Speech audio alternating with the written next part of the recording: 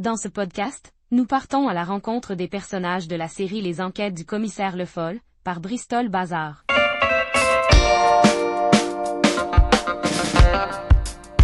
Objets occultes. Le collier du Lanzon, la pierre au jaguar, le talisman du pharaon, le poteau totémique, le chaman et autres encombrants, du bureau de l'anthropologue, mais aussi les bibelots que viennent chiner, rue du Château, les clients de Marcel, appartiennent à première vue à des mondes disparus. Comment alors peuvent-ils nous faire autant d'effets? Marcel et Arthur Lowen ne s'y trompent pas, qui, contrairement au commissaire, prennent ces objets, ces lieux et ces dieux, tout à fait au sérieux. Ils savent que ces lointains, sous leur forme particulière, exsudent, en autant de tentatives d'apprivoisement, les trésors enfouis de forces obscures et inépuisables, qui peuvent se révéler redoutables. Ces objets mystères, sous la garde des puissances invisibles qui veillent à affûter leurs griffes, opposent, à toutes les tentatives de captation, leurs forces cachées. Ils vont même jusqu'à déjouer les projets de leurs promoteurs. Les extraits que vous allez entendre sont tirés des 3e et 4e épisodes.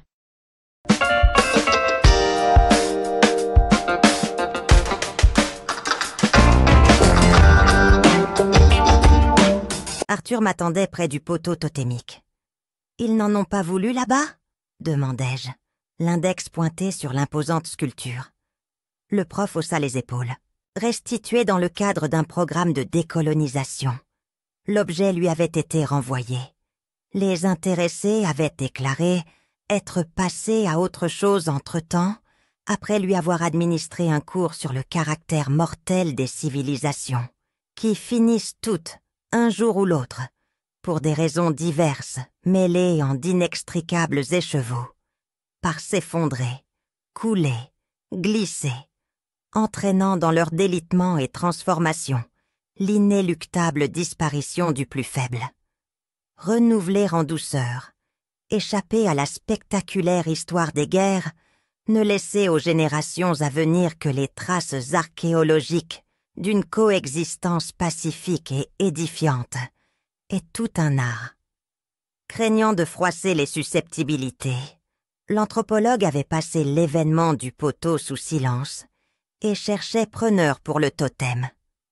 Louis m'a aimablement proposé de l'héberger temporairement à l'agence, mais Bond y est fortement opposé. Il croit que ce truc, comme il dit, va leur porter la poisse.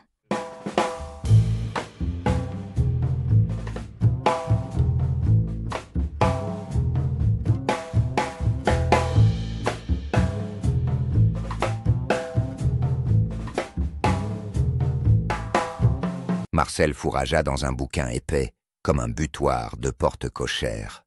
Il posa un index informé sur un bas-relief décoré d'un gros chat tout en rondeur, avec un œil à l'égyptienne, un gros nez, un sourire façon Cheshire et 2 pattes modèles économiques, découplées au bout pour en faire 4. Le Lanzon était 2 pages plus loin, gravé sur la roche. Il avait une bonne bouille, aussi, des cheveux bouclés, de grands yeux de personnage de BD, l'air joyeux. Mais le brocanteur ne riait pas. Quelque chose lui avait échappé. J'avais d'abord cru qu'il me charriait en affirmant que le chat et le rocher n'y étaient pas pour rien. Maintenant il suffisait de voir sa tête pour comprendre premièrement qu'il était on ne peut plus sérieux, et deuxièmement qu'il n'en savait pas plus que ce qu'il venait d'avouer en feignant de fouiller dans ses rayonnages.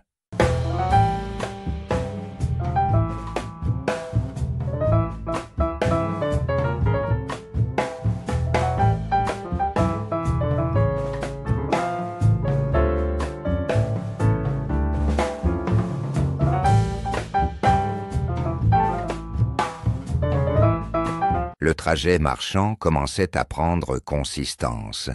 Quentin excellait dans la joaillerie. Valdo avait ajouté une nouvelle corde à son arc avec l'art ethnique. Marcel, lui, creusait son sillon dans les brimborions d'une vieille Europe en pleine mutation. Les 3 associés aimaient le travail et l'argent. Ils avaient permis au collectionneur d'étendre sa clientèle avec un empressement qui aurait pu faire plaisir à voir. Dans une autre version, avec tout ça, mes rêves de voyage se précisaient, seulement j'allais avoir besoin de renfort. Et puis surtout, il fallait que je m'éclaircisse les idées sur le gros chat et le Landzone. Le duo incongru était assez costaud pour faire dégringoler les chaussettes de ce coriace de Marcel, un homme plutôt éloigné de la fraîcheur de sa communion solennelle. Incapable de s'expliquer davantage sur la question, je voyais bien qu'il peinait à garder son sang-froid dès que j'évoquais le patrimoine du site archéologique. « Tu es devenu superstitieux, toi aussi ?» La réponse me fit presque regretter cette innocente apostrophe. Je n'avais pas rêvé. Marcel venait de marmotter que ce genre de truc, c'était une spécialité du Lotus bleu, et qu'on ne plaisantait pas avec ces choses-là. J'étais bien avancé. Le nymphéa Nushali, comme disait Spencer, commençait à me courir sur le haricot. Je pianotais sur l'écran de mon téléphone. Arthur Lowen répondit à mon SMS aussitôt, m'assurant cordialement qu'il m'attendait avec impatience. Je ne voyais vraiment que l'anthropologue pour nous tirer de là.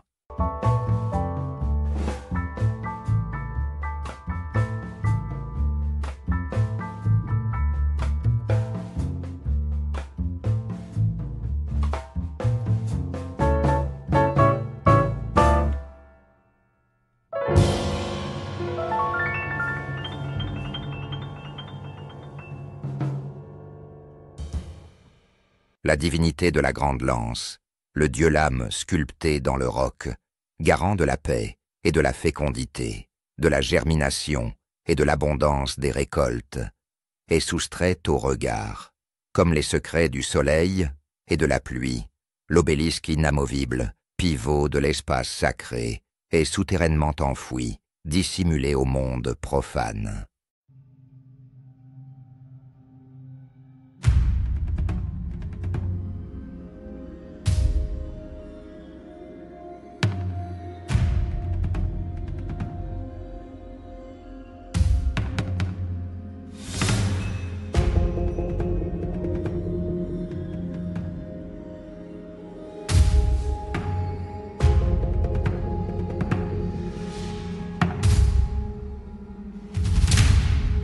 Notre groupe s'est assemblé devant la stèle du porteur de cactus, au seuil de la place circulaire.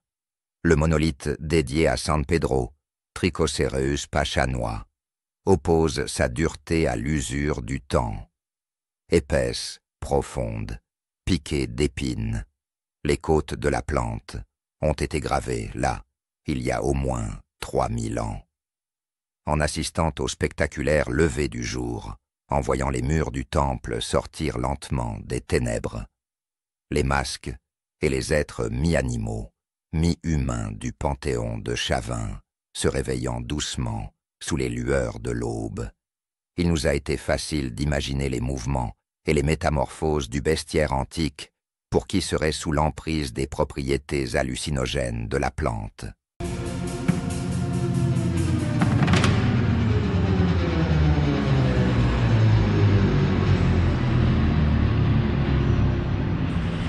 D'autres passerelles d'accès à l'invisible nous entourent. Bêtes, dieux et hommes se mêlent en courbes sinueuses sur les piliers carrés, les linteaux, les stèles, les colonnes. Leurs traits, entre férocité et sourire, sont enserrés dans l'écheveau tracé pour canaliser les forces de l'insaisissable. 2 colonnes sculptées encadrent le parcours géométrique et spirituel qui conduit à l'entrée du temple, rectangle noir creusé sur ses mystères.